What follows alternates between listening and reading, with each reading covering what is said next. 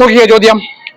One angle of A rhombus is 50 degree and the shorter diagonal is 6 centimetre. What is it's area? അപ്പൊ ചോദ്യം ആരെ കുറിച്ചാ പറയുന്നത്? ഞാനൊരു rhombus റഫായിട്ട് വരയ്ക്കുന്നു. ആരെ വരയ്ക്കുന്നു? റോംബസ് വരയ്ക്കുമ്പോൾ ഏകദേശം 4 സൈഡും ഒരുപോലെ വരത്തക്ക വിധത്തിൽ ഒരു റോംബസ് വരയ്ക്കാം. ഞാൻ റോംബസിന് എന്ത് പേര് കൊടുത്തു? ABC. ഇതിന്റെ ഒരു ആംഗിൾ എത്ര ഡിഗ്രിയാണ്? 50 ഡിഗ്രി. അത് എയിൽ മാർക്ക് ചെയ്യുമോ, ബിയിൽ മാർക്ക് ചെയ്യുമോ, സിയിൽ മാർക്ക് ചെയ്യുമോ, ഡിയിൽ മാർക്ക് ചെയ്യുമോ?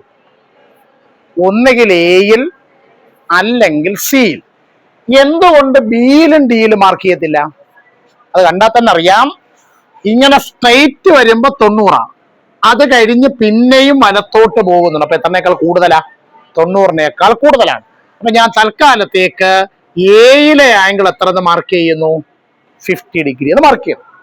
And the shorter diagonal is 6 centimetre. അപ്പൊ അങ്ങനെ പറയുമ്പോ ഇതിന് എത്ര ഡയഗണൽ നിങ്ങൾക്ക് വരയ്ക്കാം? 2. ഇതിലിപ്പോ ഏതായിരിക്കും ഷോർട്ടർ ഡയഗണൽ? ഏതാണ്? BD. ഏതാണ്? ആ ഷോർട്ടർ ഡയഗണലിന്റെ ലെങ്ത് എത്ര എന്നാ പറയുന്നത്? 6.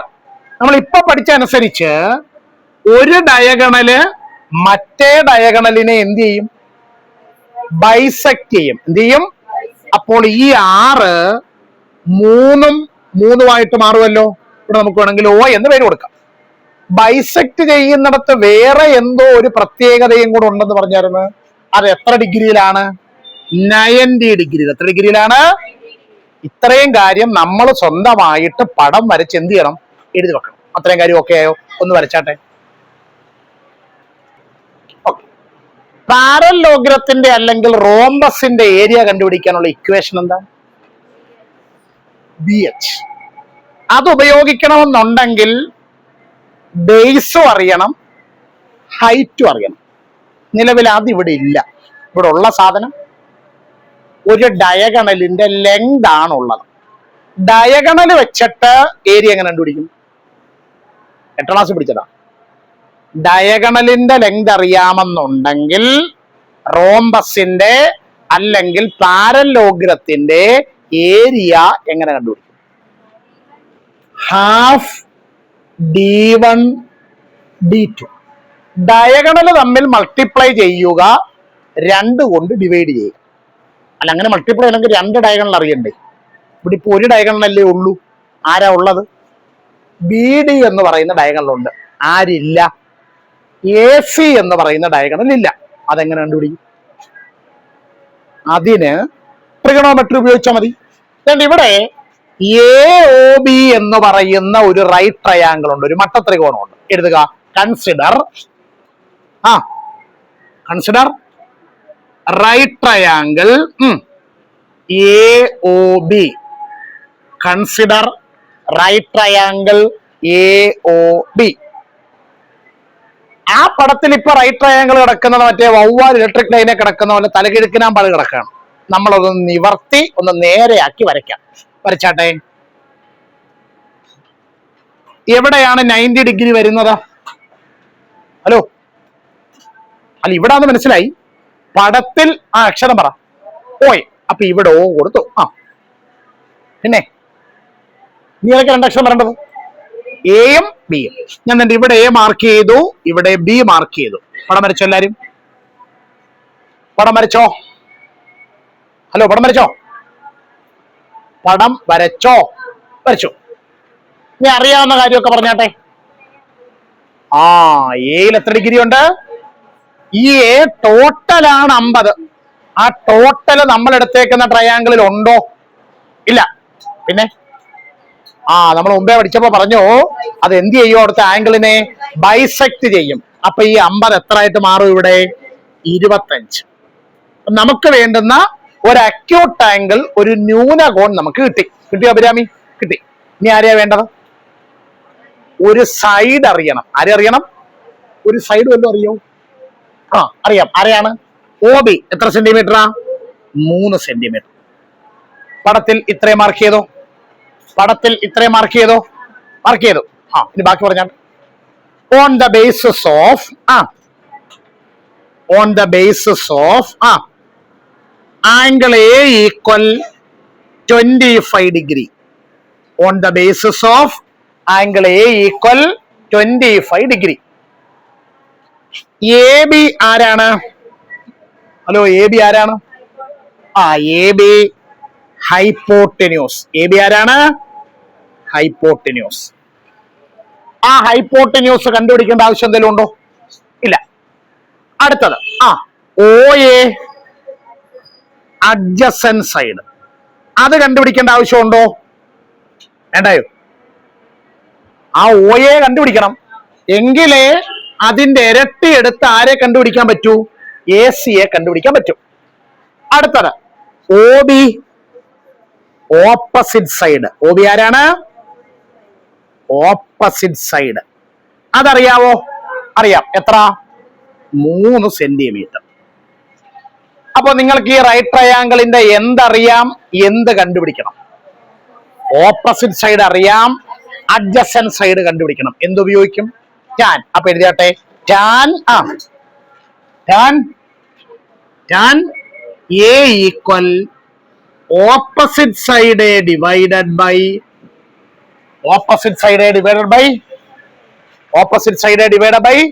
Adjacent side.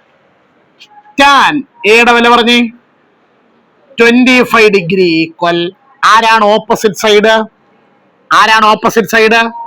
O B by ആരാണ് adjacent side? O A. Tan 25ന്റെ വില പുസ്തകത്തിൽ നോക്കി പറഞ്ഞേ. ടാൻ 25ന്റെ വില 0.4663 ഈക്വൽ ഒ ബി എത്രയാണ്? O B 3 by O A തന്നെ ഉണ്ടോ? ഈ ഡിനോമിനേറ്റർ ആയ ഒ എ ആണ് കണ്ടുപിടിക്കണം. എങ്ങനെ കണ്ടുപിടിക്കും? 4 കിട്ടാൻ 8നെ ഏതോ ഒരു നമ്പർ കൊണ്ട് ഡിവൈഡ് ചെയ്യണം. ആ നമ്പർ എങ്ങനെ കണ്ടുപിടിക്കും? ഈ നമ്പർ എങ്ങനെ കണ്ടുപിടിക്കും? 4 കിട്ടാൻ 8നെ ഏതോ ഒരു നമ്പർ കൊണ്ട് ഡിവൈഡ് ചെയ്യണം. അപ്പൊ ഈ നമ്പർ എങ്ങനെ കണ്ടുപിടിക്കും? 4 8 ഡിവൈഡഡ് ബൈ, അപ്പൊ ആ ഐഡിയ ഇവിടെ പ്രയോഗിച്ചാലും ഒ എ ഈക്വൽ പറഞ്ഞോ 3 ബൈ 0.4663. 10ാം ക്ലാസ്സിൽ അല്ലായിരുന്നെങ്കിൽ നമുക്ക് കാൽക്കുലേറ്റർ വെച്ച് ഡിവൈഡ് ചെയ്ത് ഉത്തരം എഴുതിയാൽ മതി. ഇവിടെ നമുക്ക് എന്തില്ല? കാൽക്കുലേറ്റർ ഇല്ല. നമ്മൾ പല സെക്ഷനുകളിലും ഇങ്ങനെ വന്നപ്പോ എന്തോ ചെയ്ത പരിപാടി, ഈ ഡിനോമിനേറ്ററിൽ കിടക്കുന്ന നമ്പറിനെ പോയിന്റിന് ശേഷം 2 പ്ലേസിലേക്കൊന്ന് ചുരുക്കണം. അപ്പൊ 3ാമത്തെ ഡിജിറ്റ് എത്ര ഉണ്ട്? 6. എത്രനേക്കാൾ കൂടുതൽ? 5നേക്കാൾ കൂടുതൽ. അപ്പൊ നമ്മൾ എന്തോ ചെയ്യും? അതിന്റെ തൊട്ട് മുമ്പുള്ള നമ്പറിനോട് ഒന്നുകൂടെ കൂട്ടും. അപ്പൊ ഇതെന്തോ കിട്ടും? 3 ഡിവൈഡഡ് ബൈ 0.4 6 എത്രയായി മാറും? 7 ആയിട്ട് മാറും. അതിലാർക്കെങ്കിലും സംശയം ഉണ്ടോ? ഇല്ല. പക്ഷെ ഇത് ഡിവൈഡ് ചെയ്യണമെങ്കിലും കാൽക്കുലേറ്റർ വേണം. അപ്പൊ നമ്മൾ എന്ത് മാറ്റണം? ഇനി എന്താ മാറ്റണം? പോയിന്റ് മാറ്റണം. ഡിനോമിനേറ്ററിലെ പോയിന്റ് മാറ്റാനുള്ള മാർഗം 100 കൊണ്ട് ഗുണിക്കണം. ആ 100 എങ്ങനെ കിട്ടി? ഇവിടെ പോയിന്റ് കഴിഞ്ഞ് 2 പ്ലേസാ. അപ്പൊ 1 കഴിഞ്ഞ് 2 പൂജ്യമുള്ള സംഖ്യ കൊണ്ട് ഗുണിക്കണം. അപ്പൊ താഴെ മാത്രം ഗുണിക്കാൻ പറ്റത്തില്ലല്ലോ, എവിടെയും ഗുണിക്കണം. അപ്പൊ പറഞ്ഞാട്ടെ, equal 3 into 100 divided by 0.47 into 100. 3 into 100 300 divided by 0.47 into 100 0.47 into 100 0.47 into 100 47. ഇനി 300നെ എത്ര കൊണ്ട് ഡിവൈഡ് ചെയ്യണം? 47 കൊണ്ട് ഡിവൈഡ് ചെയ്യണം. സൈഡിലോട്ട് മാറ്റി എഴുതിയാട്ടെ, 300 ഡിവൈഡഡ് ബൈ 47.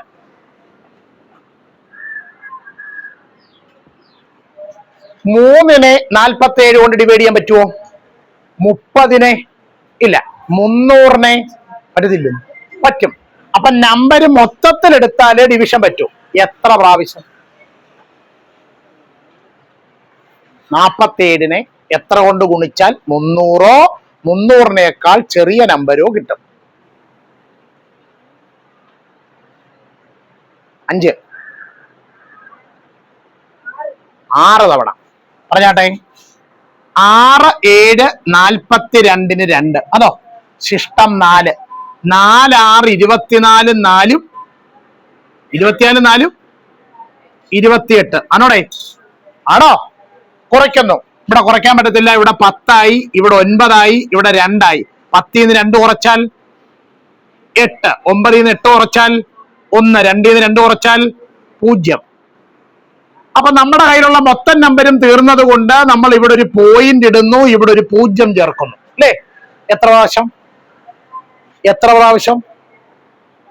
ഹലോ, എത്ര പ്രാവശ്യം? 2 പ്രാവശ്യം?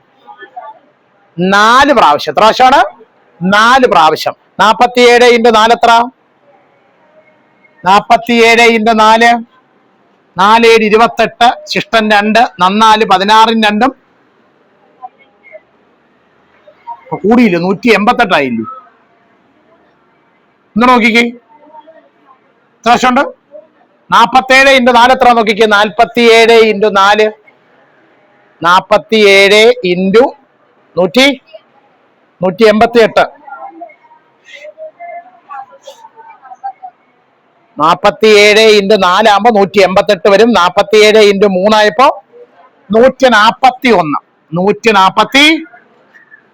ഇവിടെ 10, ഇവിടെ 7. 10-ന്ന് 1 കുറച്ചാൽ 9, 7-ന്ന് 4 കുറച്ചാൽ 3, 39. അത്ര മതി. അപ്പൊ എത്രയുടെ ആൻസർ? 6 പോയിന്റ്. ഇതാരാ? ആരാ ഇതാരാ? ഓയെ. ആരാണ് ഈ ഓയെ എന്ന് പറയുന്നത്? നമ്മുടെ റോംബസിലെ ആരാണ്? ഈ ഓയെ എന്ന് പറയുന്നത് നമ്മുടെ റോംബസിലെ ആരാണ്? AC എന്ന് പറയുന്ന ഡയഗണലിന്റെ പകുതി. എന്തോ ചോദിച്ചേട്ടാ? ഡയഗണലിന്റെ പകുതി. അപ്പൊ AC എങ്ങനെ കണ്ടുപിടിക്കും? AC equal 2 × 6.3. ഗുണിച്ച് പറഞ്ഞാട്ടെ. 2 × 6.3. 2 × 6.3.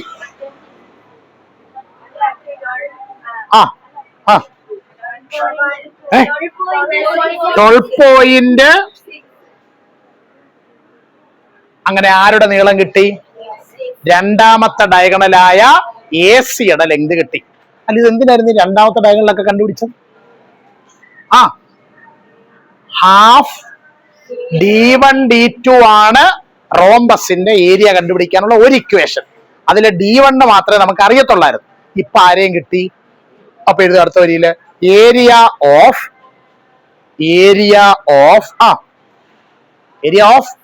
Rhombus ABCD. Area of rhombus ABCD equal half D1 D2 ആണോ?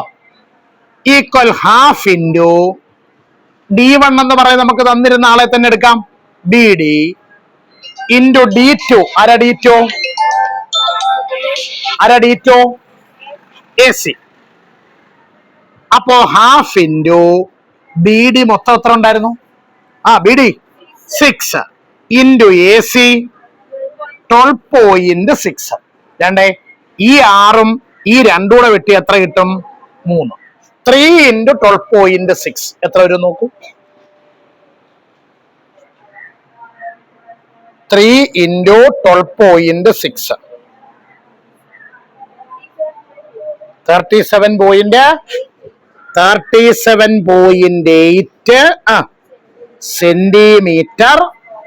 സെന്റിമീറ്റർ. ബുദ്ധിമുട്ടുണ്ടെങ്കിലും